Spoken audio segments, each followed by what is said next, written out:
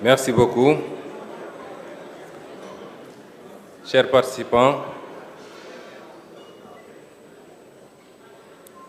il paraît que le président Donald Trump aime à demander à tous ceux qu'il rencontre s'il méritait qu'on lui décerne le prix Nobel de la paix.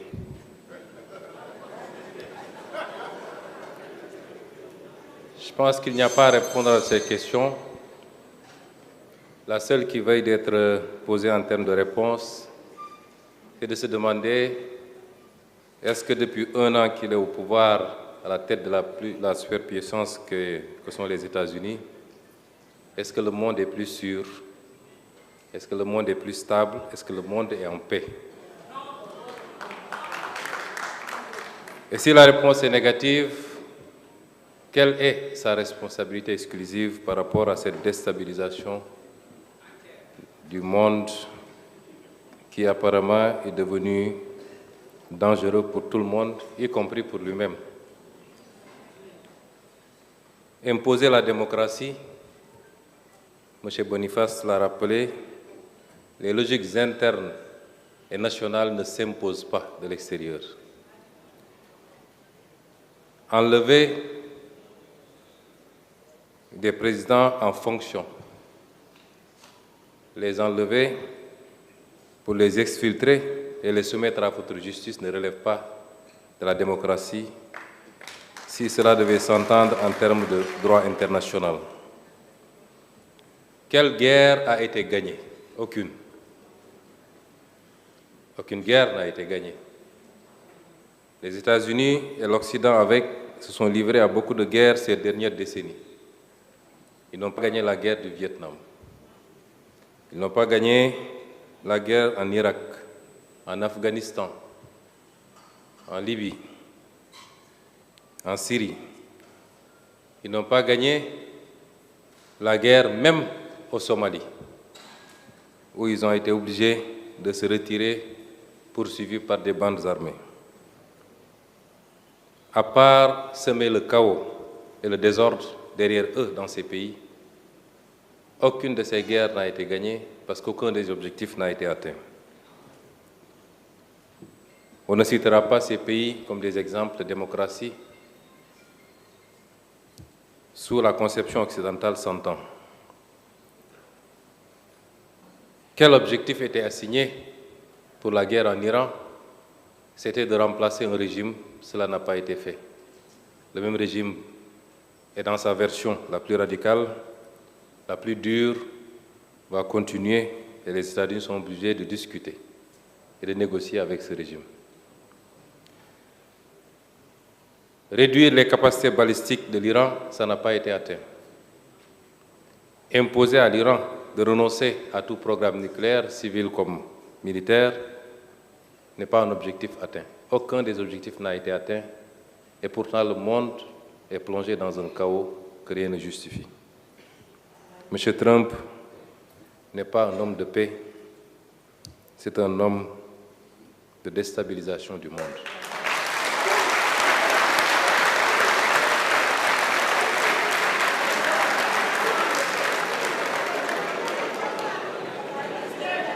Et à côté de tout ça,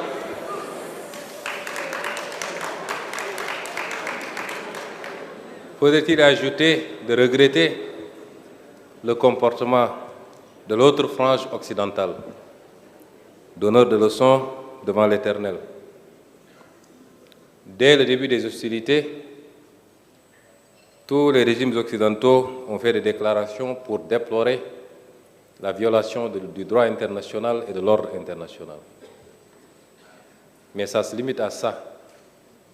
Et pour atténuer et justifier, d'ailleurs, se justifier auprès de leur patron, il faut qu'ils ajoutent néanmoins qu'ils se réjouissent que le guide Khamenei ait été exécuté, puisque c'est un dangereux terroriste qui brime son peuple, qu'ils se réjouissent que Nicolás Maduro ait été exfiltré, parce que c'était un dictateur, jouant à un équilibrisme que rien ne justifie.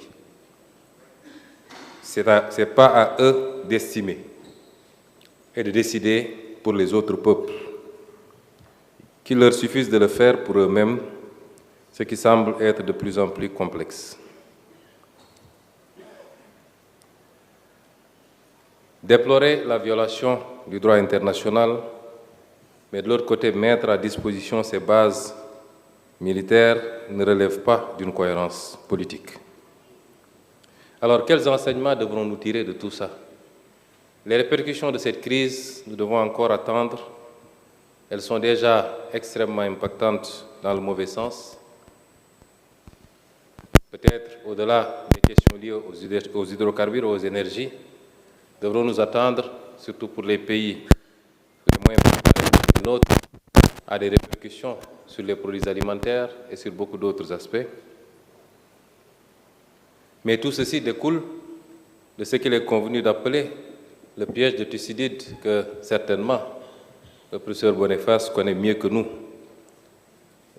Make America Great Again signifie simplement la prise d'une conscience que la seule superpuissance qu'on était en train de perdre du terrain, pour ne pas dire sa première place face à la montée en puissance d'autres blocs, et particulièrement la Chine.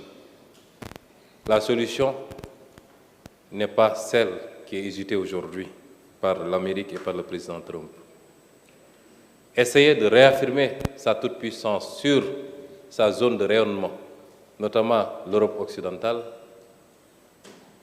une partie de l'Amérique du Sud et le Golfe, essayer de couper les pistes d'approvisionnement pour asphyxier un concurrent au risque de déstabiliser le monde entier n'est pas la solution. Et les États-Unis eux-mêmes n'échapperont pas aux conséquences extrêmement négatives. Quelles sont ces conséquences? Va-t-on assister à un réarmement de beaucoup de pays asiatiques qui, avec ce qui s'est passé, prennent conscience des limites de la protection américaine?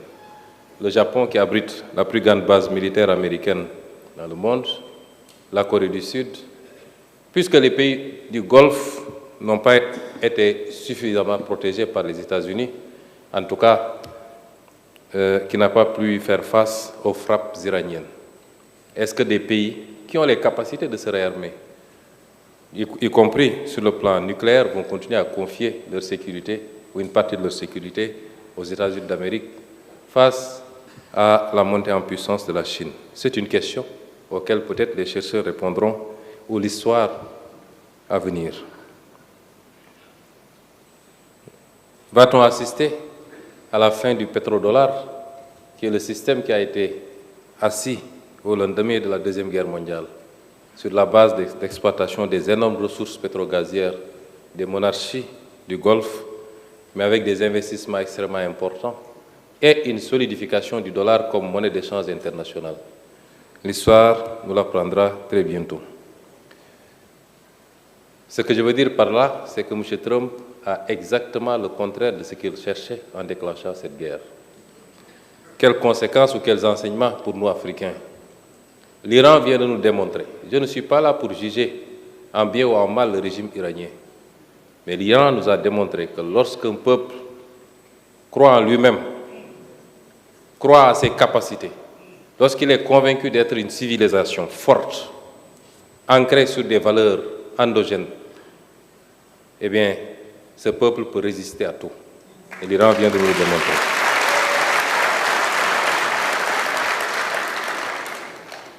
Quel enseignement également pour l'Afrique? J'y reviendrai. Monsieur le Président de l'Assemblée nationale, Monsieur le ministre de la Culture,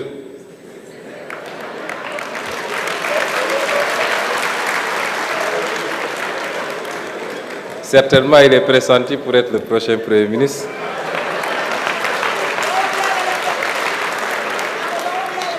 Mesdames et Messieurs les membres du gouvernement, honorables députés, Excellences, Mesdames, Messieurs les ambassadeurs, Monsieur le maire de Dakar, Messieurs les membres du comité scientifique, Monsieur le conférencier Pascal Boniface et vos équipes, Mesdames et Messieurs, Permettez-moi avant toute chose d'adresser mes sincères remerciements